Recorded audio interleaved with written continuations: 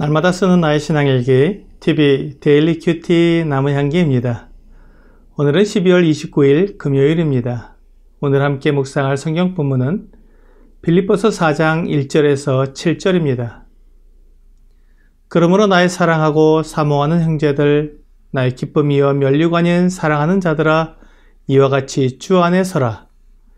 내가 유오디아를 권하고 순두개를 권하노니 주 안에서 같은 마음을 품으라. 또 참으로 나와 멍에를 같이 한 내게 구하노니 복음에 나와 함께 힘쓰던 저 여인들을 돕고 또한 글레멘드와 그 외에 나의 동역자들을 도우라. 그 이름들이 생명책에 있느니라. 주 안에서 항상 기뻐하라. 내가 다시 말하노니 기뻐하라. 너희 관용을 모든 사람에게 알게 하라. 주께서 가까우시니라. 아무것도 염려하지 말고 다만 모든 일에 기도와 간구로 너희 구할 것을 감사함으로 하나님께 아뢰라. 그리하면 모든 지각에 뛰어난 하나님의 평강이 그리스도 예수 안에서 너희 마음과 생각을 지키시리라. 사도 바울은 빌립보 교회 성도들에게 주 안에 서라고 말씀하고 있습니다. 오늘날 교회에서 많은 성도들이 서지 못하고 주저앉아 있는 것을 보게 됩니다. 예수 그리스도를 믿는다고 말을 하지만 정말로 믿는 삶을 살고 있는지 의심스러운 모습을 보게 되는 것입니다. 주일에 교회에 나올 때는 예수 믿는 자의 모습을 하고 있지만 이 세상에 나가서는 믿음의 능력도 소망과 사랑도 나타나지 못하고 믿지 않는 자들과 별반 다를 바 없이 살아가는 모습을 나타내는 것입니다. 그래서 바울은 빌립보 성도들에게 주 안에 서라고 말씀하고 있습니다.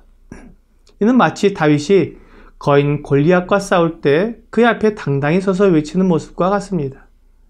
사무엘상 17장 45절에 다윗이 블레셋 사람에게 이르되 너는 칼과 창과 단창으로 내게 나아오거니와 나는 만군의 여호와의 이름 곧 내가 모욕하는 이스라엘 군대의 하나님의 이름으로 내게 나아가노라.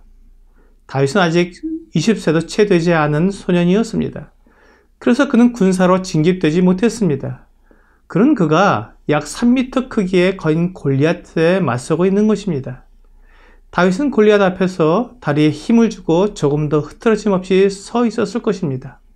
막강하고 감히 대적할 수 없을 것처럼 거대한 골리앗과 맞서 싸우면서 주저앉거나 누워있을 수는 없습니다.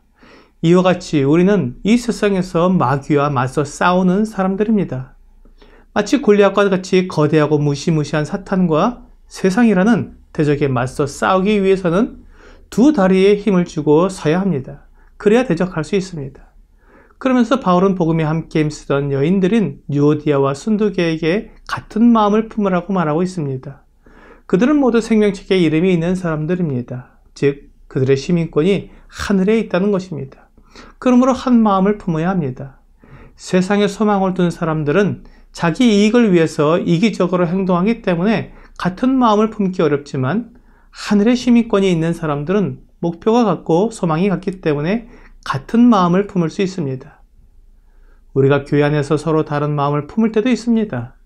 서로의 이해관계가 걸려있는 일이라면 서로의 입장을 내세울 수 있기 때문에 서로 다른 마음을 품을 수 있습니다. 하지만 교회 안에서 이루어지는 모든 일은 다 한 목적을 향해 나아가는 것입니다. 주님의 영광을 위해 모든 일을 하기 때문입니다. 주님의 영광을 위해 모든 일을 한다면 서로의 이해관계가 걸린 일이라도 나를 내려놓고 주님을 바라보면서 같은 마음을 품을 수 있습니다. 바울은 성도들이 기뻐하고 서로에게 관용할 수 있는 이유를 주께서 가까우시니라고 말하고 있습니다. 주님의 다시 오심을 기다리는 사람은 이 세상에 미련을 두지 않습니다. 주님께서 오셔서 모든 것을 심판하시고 또한 보상해 주실 것을 믿기 때문입니다. 마태복음 24장 45절과 46절은 충성되고 지혜 있는 종이 되어 주인에게 그 집 사람들을 맡아 때를 따라 양식을 나눠줄 자가 누구냐? 주인이 올 때 그 종이 이렇게 하는 것을 보면 그 종이 복이 있으리로다 라고 말씀하고 있습니다. 바울은 성도들에게 하나님의 평강을 약속하고 있습니다.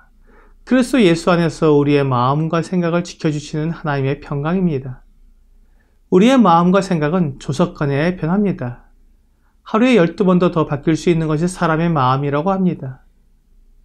그러나 우리의 마음과 생각을 하나님의 평강에 지키신다면 우리의 목표가 바뀌지 않고 세상의 유혹을 이길 수 있을 것입니다. 바울이 약속한 하나님의 평강은 모든 지각에 뛰어난 것입니다. 이 말은 우리가 생각하는 것보다 훨씬 더 능가하는 것이라는 말입니다. 우리의 경험이나 우리의 생각으로는 결코 알 수 없는 평강이 모든 지각에 뛰어난 하나님의 평강입니다. 내가 다른 성도에게 먼저 사과하고 내가 다 잘못한 사람을 용서하고 관용할 때 내 마음이 화가 나고 도저히 감당할 수 없을 것 같지만 모든 지각에 뛰어난 하나님의 평강은 그 모든 상황 속에서 우리의 마음과 생각을 지켜주십니다. 이것이 믿음의 놀라운 비밀입니다. 이 하나님의 평강은 오직 그리스도 안에 있는 사람들만 알 수 있는 평강입니다. 그리스도 안에 있는 사람들은 하나님께 기도할 때 하나님을 믿기 때문에 아무것도 염려하지 않고 기도하며 또한 감사함으로 하나님께 아뢰할 수 있습니다. 기도하는 것이 정말로 이루어질지 하나님께서 들어주실지 염려하거나 의심하는 것이 아니라 기도할 때 이미 받은 것으로 믿고 감사함으로 기도하는 것입니다.